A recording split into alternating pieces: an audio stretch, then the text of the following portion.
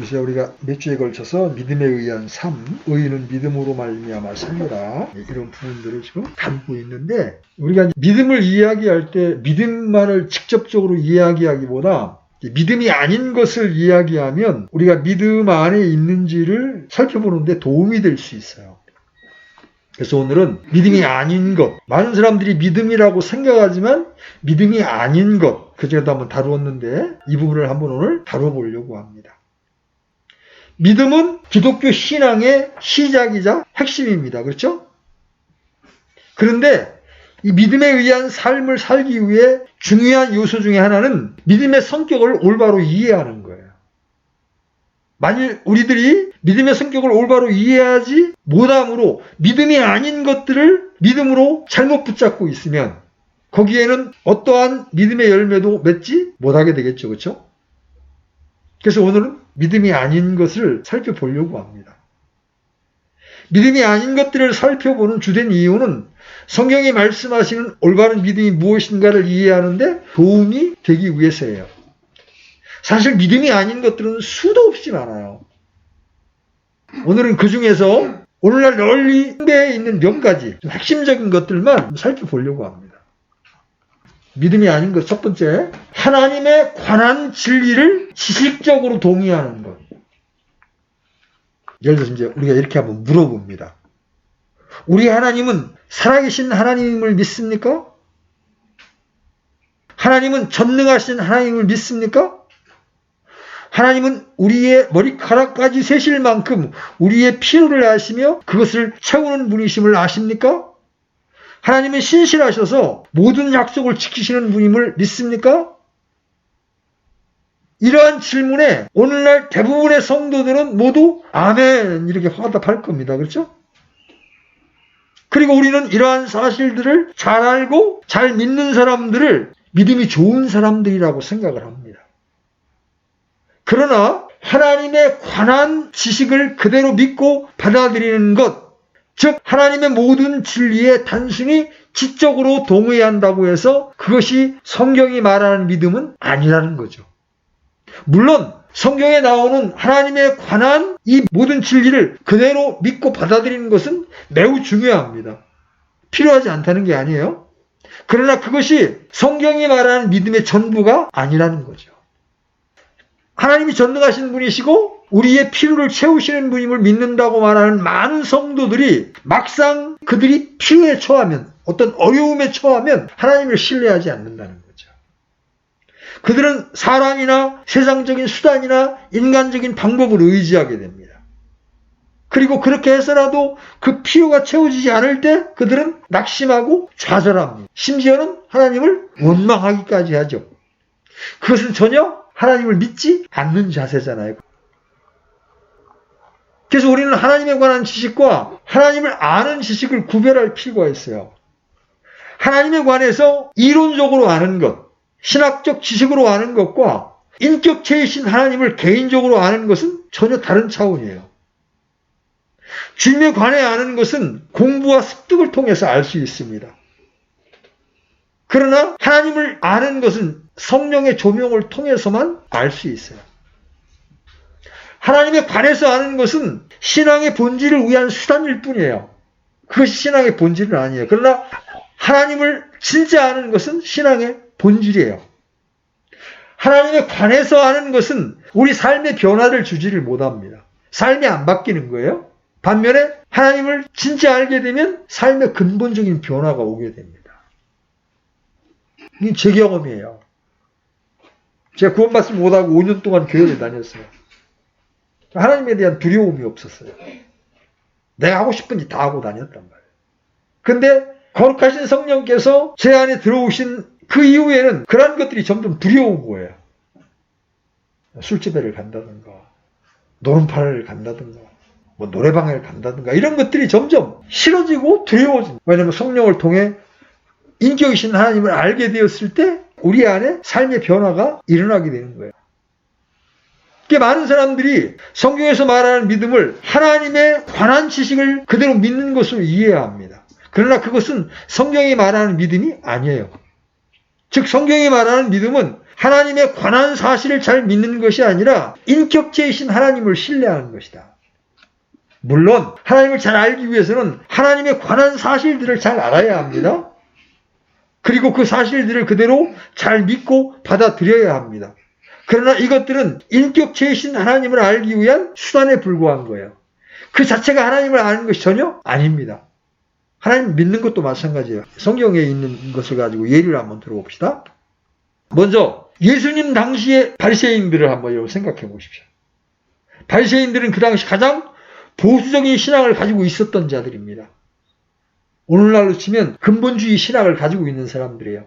그들은 창세기부터 말라기까지의 모든 성경을 하나님의 말씀으로 믿고 받아들였습니다.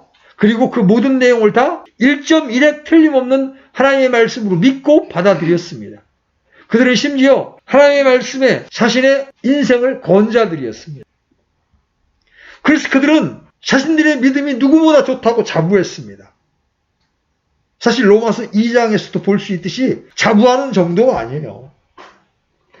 그러나 예수님은 그들에게 정반대로 말씀하셨습니다. 예수님은 그들이 하나님의 말씀을 전혀 믿지 않는다고 말씀하시는 거예요. 왜 그래요? 그들은 하나님에 관해서는 잘 아는데 너희는 하나님을 모른다. 하나님을 믿지 않는다고 말씀하신다는 거죠. 어떻게 이런 일이 있을 수 있어요? 이것이 바로 믿음에 대해 그릇된 이해의 전형적인 예입니다. 예수님 당시의 바리새인들은 하나님에 관한 모든 사실을 그대로 믿고 받아들였습니다. 그들은 말씀을 잘 지키려고 나름대로 열심히 노력했습니다. 그러므로 그들은 자신들이 가장 믿음이 좋은 자들이라고 자부했어요. 그러나 그들은 인격체이신 하나님을 전혀 알지 못했습니다.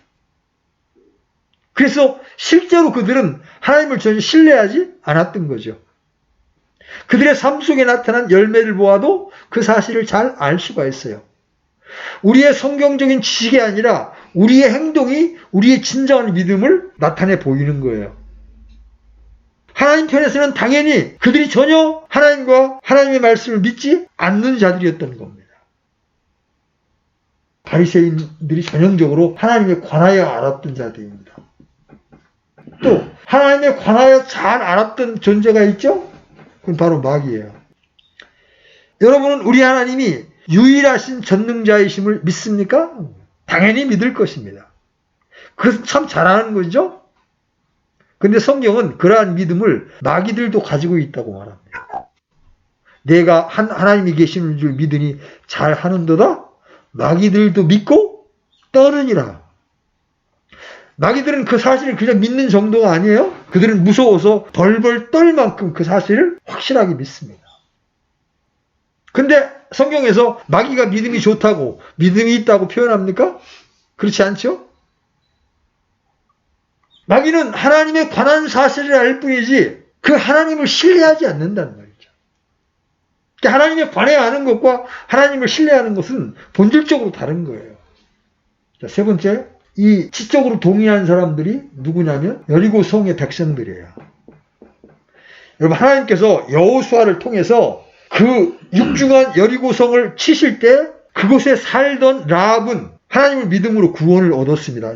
라합은 창녀였습니다. 그 여인은 하나님의 행하심, 곧 하나님의 말씀을 들음으로 믿음을 갖게 되었습니다. 믿음은 하나님의 말씀을 들음으로 나게 됩니다. 그죠? 그래서 로마서 10장 17절에 그런즉 이와 같이 믿음은 들음에 의해 오며 들음은 하나님의 말씀에 의해 오느니라 이렇게 말씀하셔요. 그러면 그 당시 여리고성에 있던 사람들 중에 오직 기생 라합만 하나님의 행하심을 들었습니까? 아니잖아요. 그 성에 있던 모든 사람들이 하나님의 행하심, 곧 하나님의 말씀을 들었습니다. 그러면 믿음으로 구원을 받았던 라합과 믿음이 없이 멸망을 받았던 나머지 여리고성 사람들과는 어떤 차이가 있는 겁니까? 하나님의 행하심, 하나님의 말씀을 들었을 때 기생 라합은 그 사실을 믿은 반면에 나머지 여리고 사람들은 그 사실을 믿지 않았습니다. 모든 여리고 사람들이 하나님의 행하심을 그대로 믿기는 했습니다. 그저 믿는 정도가 아니었어요. 그들은 그것을 확실히 믿었기에 기절할 정도였습니다. 여러분 한번 여호수아서 2장 8절로 11절 한번 열어보십시오. 여호수아서 2장 8절로 9절. 자, 찾으셨으면 같이 읽습니다. 시작.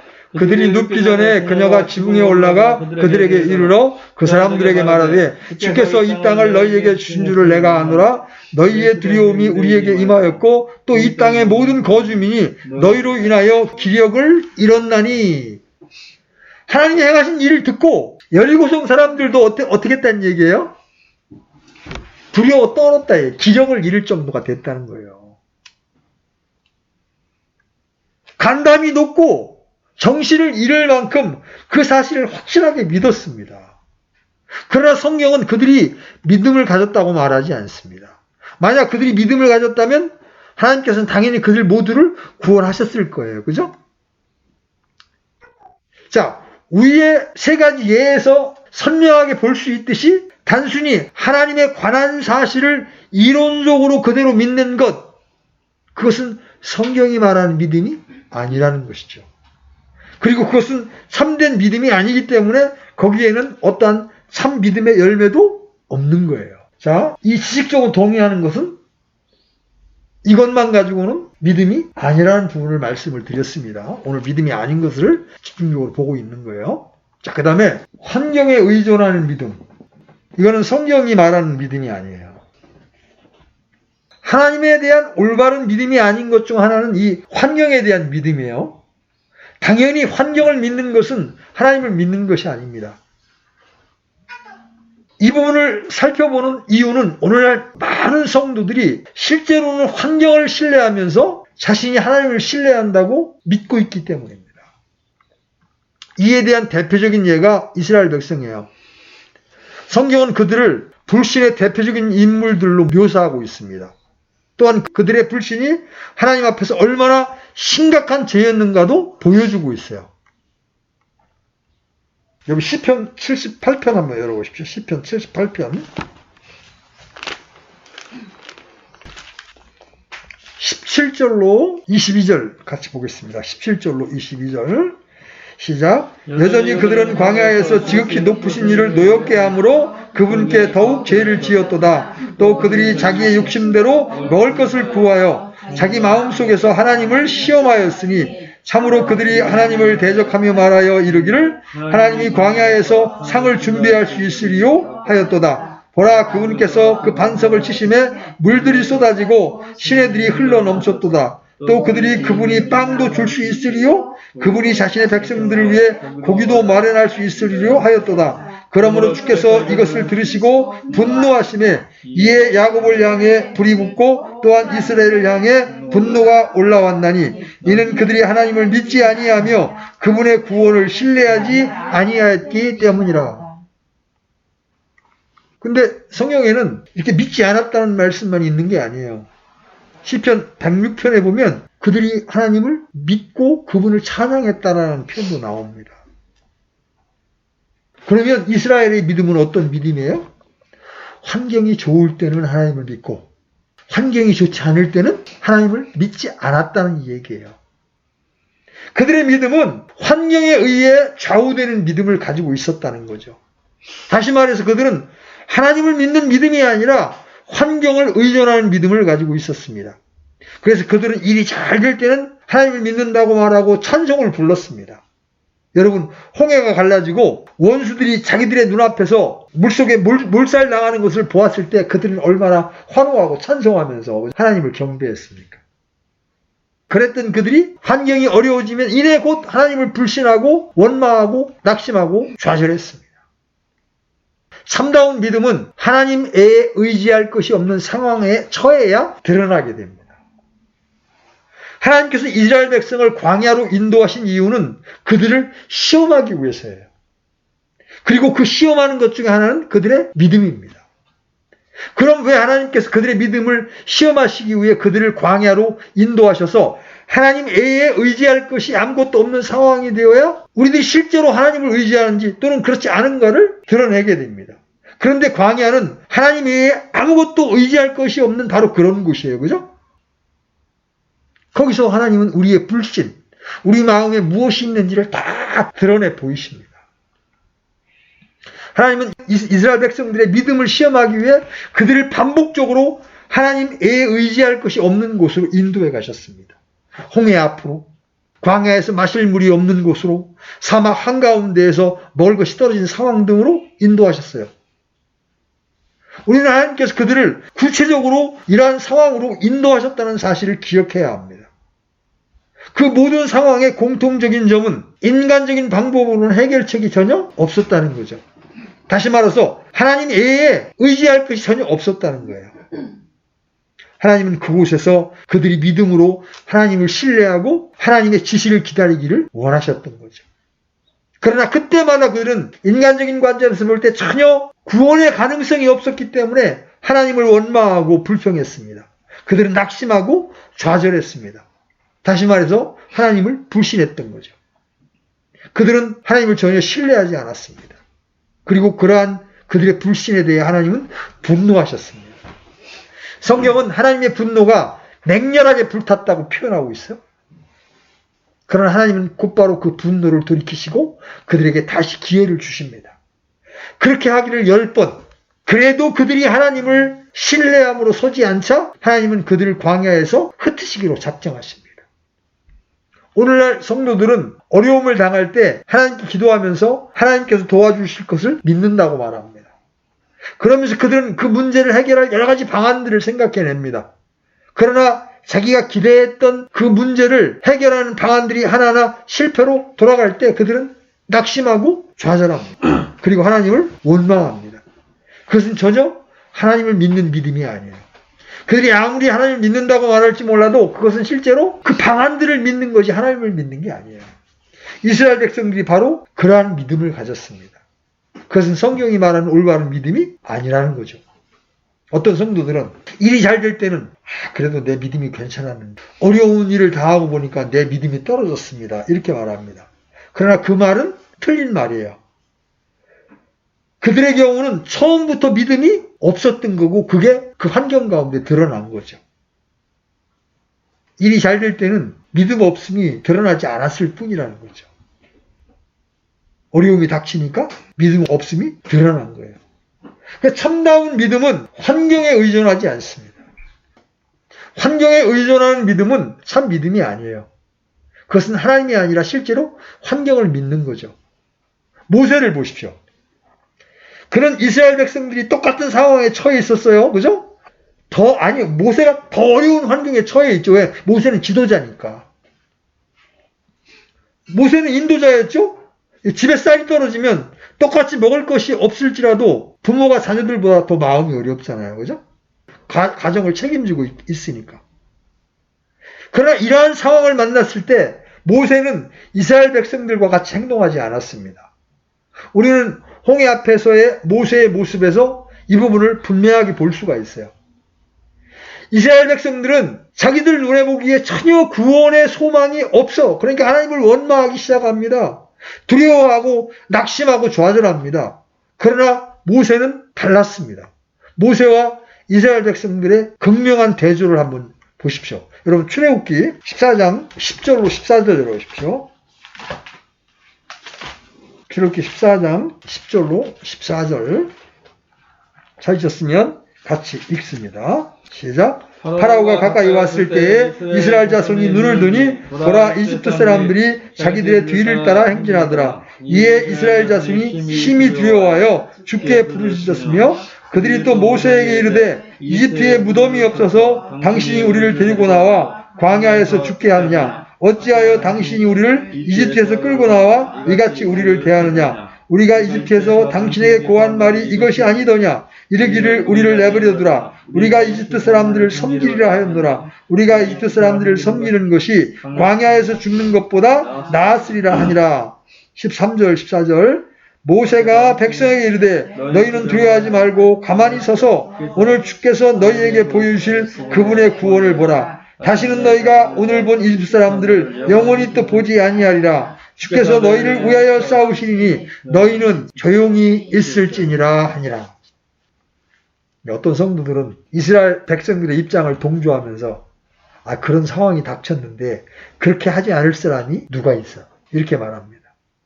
어떤 이들은 형제님은 제가 처한 상황에 닥쳐보지 않아서 그렇습니다. 물론 사람들이 처한 상황이 매우 어려운 것일 수 있습니다.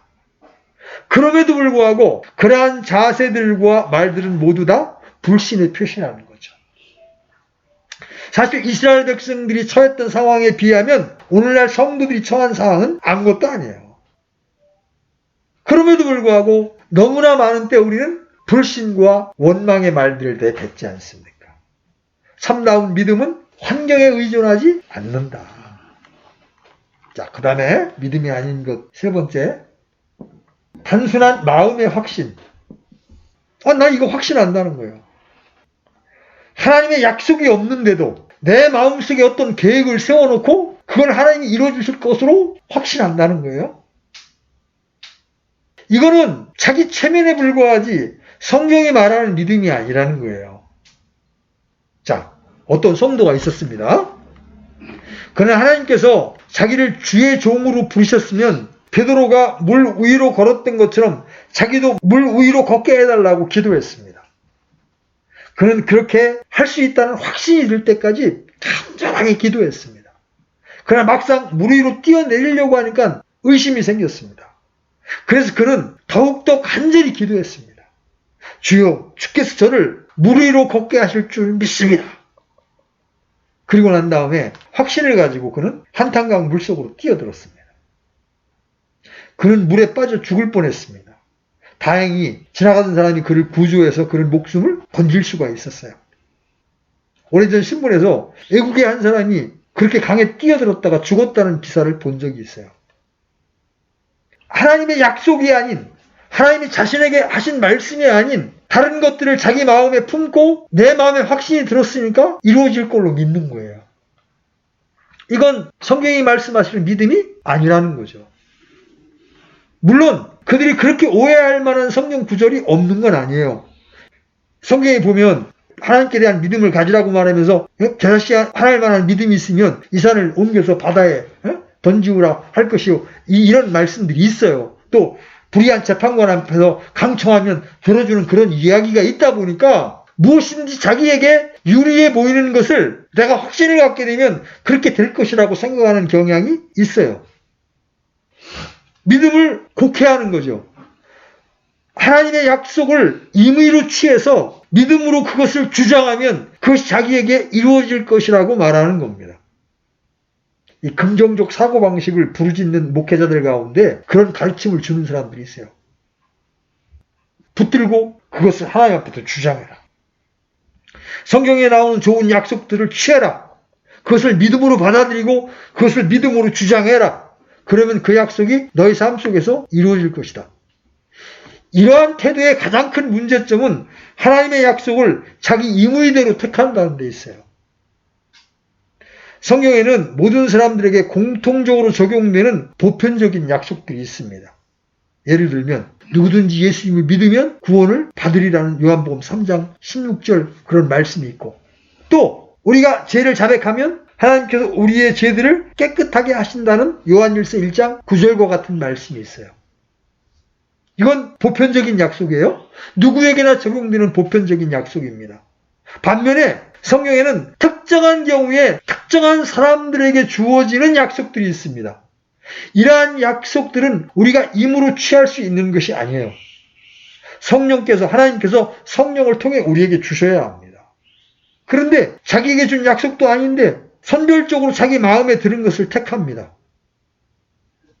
그래놓고는 그거를 붙들고 주장합니다. 그래서 베드로를 물 위로 걷게 해주셨던 것처럼 나도 물 위를 걷게 해줄 것이라고 믿는다. 이렇게 생각하고 물속에 뛰어드는 거예요. 그거는 베드로에게 주신 약속이었단 말이죠. 믿음을 단순한 마음의 확신으로 이해하는 또 다른 형태는 밀어붙이식 믿음이에요. 우리나라에 있는 성도들 중에는 하나님을 향한 열정이 대단히 큰 사람들이 있습니다. 그들 중 일부는 하나님을 위해 큰 계획을 세웁니다. 그 일을 이루어달라고 하나님께 간절히 기도합니다. 그리고 하나님께서 그것을 이루어주실 것이라고 신뢰하고 믿음으로 밀고 나갑니다. 그들은 이렇게 말합니다. 저는 주님을 위해 이 일을 합니다. 하나님께서 이 일을 이루어주시면 제가 이렇게 저렇게 하나님께 헌신하겠습니다. 그러니 도와주십시오. 하나님께서 이루어 주실 줄 믿습니다.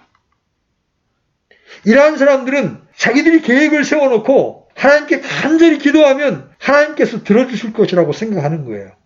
그러면서 다음과 같은 성경 구절들을 그 근거로 제시합니다. 한번 누가복음 18장 한번 열어보십시오. 누가복음 18장 1절로 8절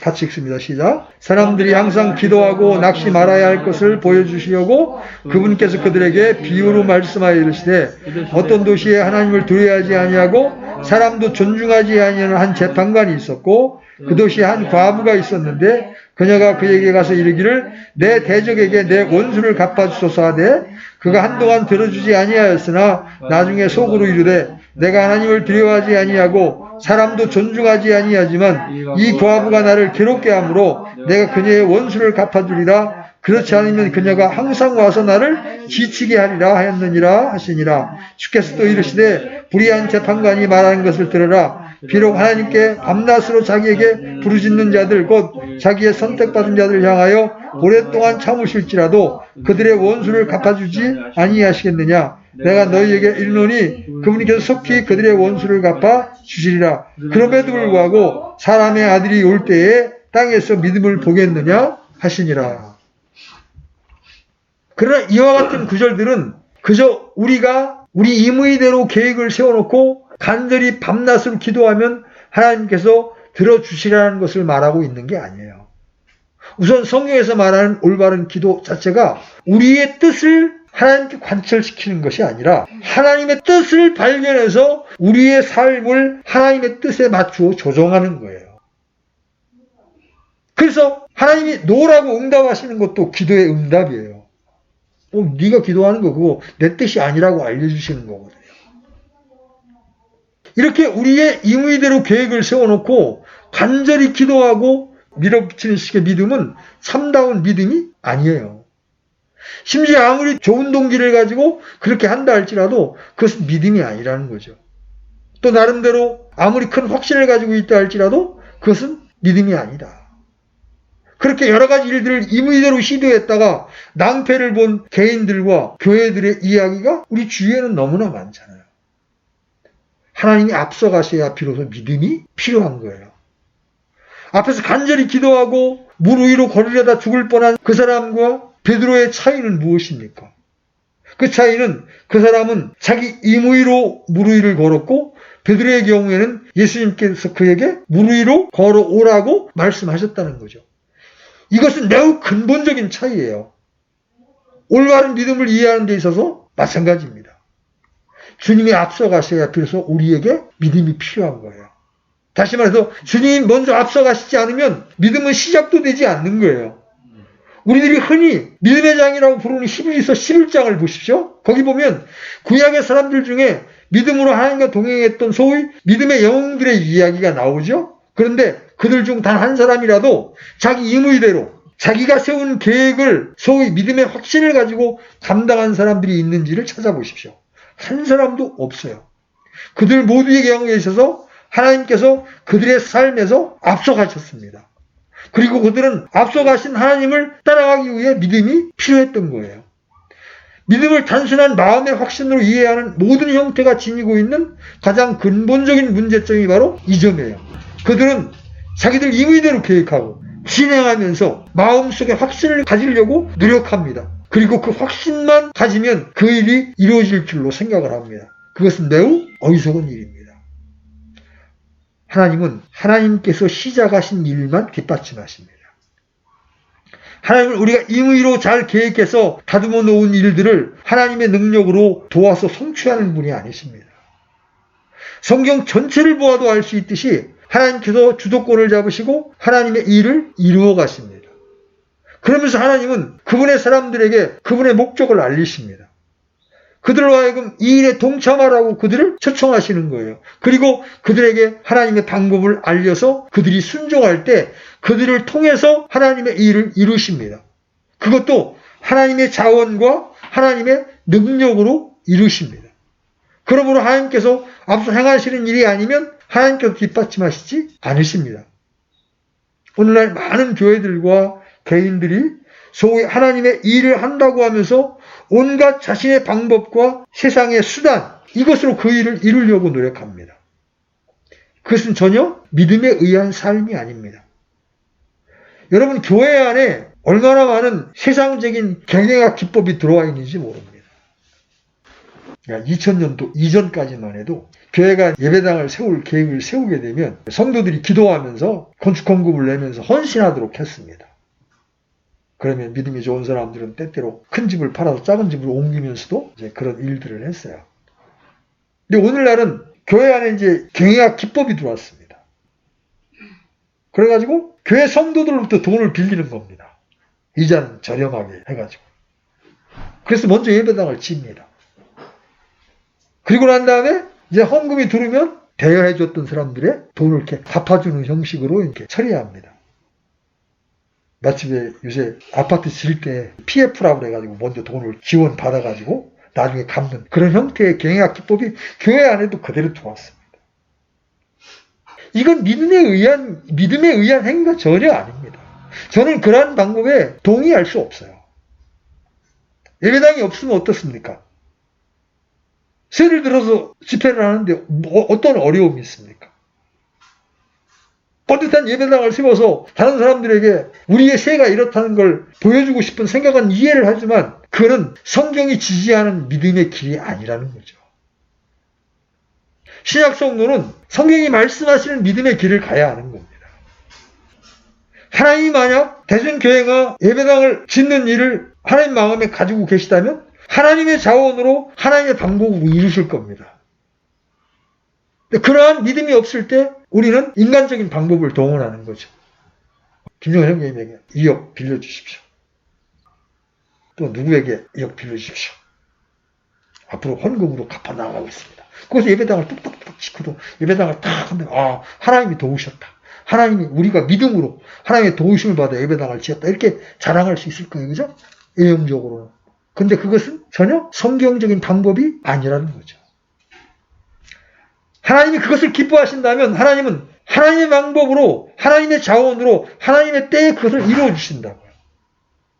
근데 하나님은 대전교회가 예배당 건물을 갖는데 관심이 없으신데 자기 욕심으로 그런 계획을 세웠다. 그걸 이루어간다. 그리고 그걸 믿음이라고 포장을 합니다. 신약성경 어느 곳에도 그런 방식으로 예배당을 건축했다라는 이야기는 나오지 않습니다. 교회사 가운데에도 그런 일은 없어. 근데 현대 경영학 기법이 등장하면서 미국이나 한국에서 이제 그런 일들이 즐비하게 일어납니다. 대전에 새로 난 교회를 건축할 때도 마찬가지였습니다. 교회 안에 좀 물질이 있는 사람들 돈을 빌리는 겁니다. 아주 싼 이자율로 빌려가지고 예배당을 딱 쳐. 그 다음에 이제 헌금으로 그 빚을 갚아나가는 형식. 이거는 세상의 방법이지 하나님의 방법이 아니라는 거죠. 하나님은 당신의 계획을 우리에게 알려주셔서 우리가 믿음으로 순종할 때 하나님이 그 일을 우리를 통해서 이루어 나가시는 거예요. 결론을 맺습니다. 믿음인 것처럼 보이지만 믿음이 아닌 것들이 있다. 여기에 오늘날 현대 기독교인들이 상당히 많이 속아 넘어가고 있다. 심지어는 목회자들조차 이러한 것들에 속아서 성도들을 이러한 쪽으로 이끄는 경향이 있습니다. 그 첫 번째가 뭐예요? 지식으로 아는 것을 하나님을 아는 것으로 착각하고 있다. 특별히 이 부분은 킹제임스형이 가지고 있는 가장 큰 취약점입니다. 성경적 교리를 많이 아는 것, 신학적 지식을 많이 가지고 있는 것을 마치 믿음인 것으로 신앙을 잘 하는 것으로 인정해주는 경향이 있습니다. 세대주의를 알고 종말론을 알고 그러면 믿음 좋다 이렇게 생각합니다. 하나님에 관한 지식을 아는 것은 분명히 필요합니다. 그러나 그 하나님에 관한 지식은 하나님을 참되게 알기 위한 수단일 뿐이지 그것이 본질이 아니라는 것이죠. 하나님을 참되게 알 때, 겸손하고 온유하신 예수님을 참되게 알 때 우리는 우리의 삶의 양태 가운데 그러한 모습을 드러낼 수가 있는 거예요. 성령의 열매를 우리가 맺을 수가 있는 것이죠.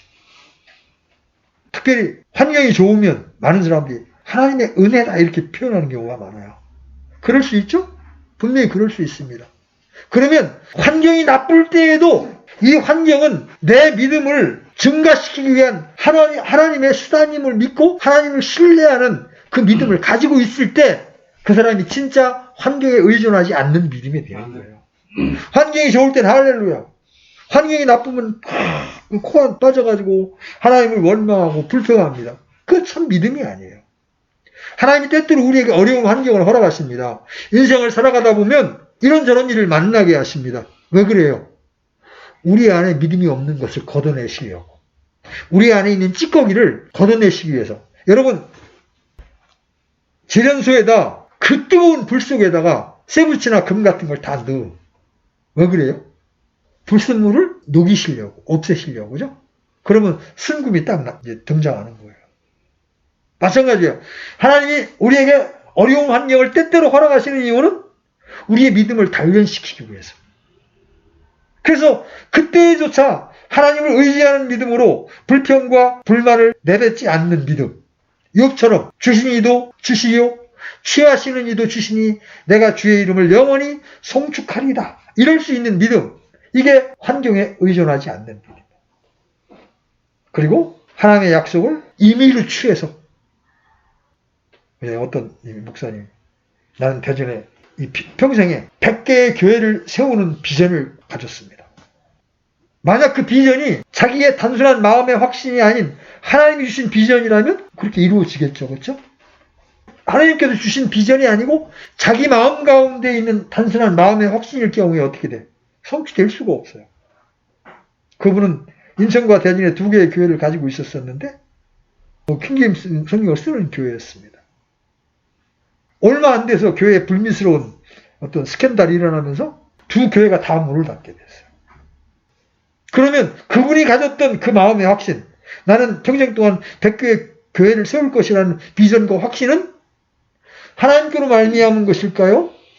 단순한 자기 마음속의 계획일까요? 물어볼 것도 없이 후자라는 것이죠. 이렇게 우리는 믿음이 아닌 것들에 속아서 믿음인 것으로 우리가 착각할 때가 많습니다.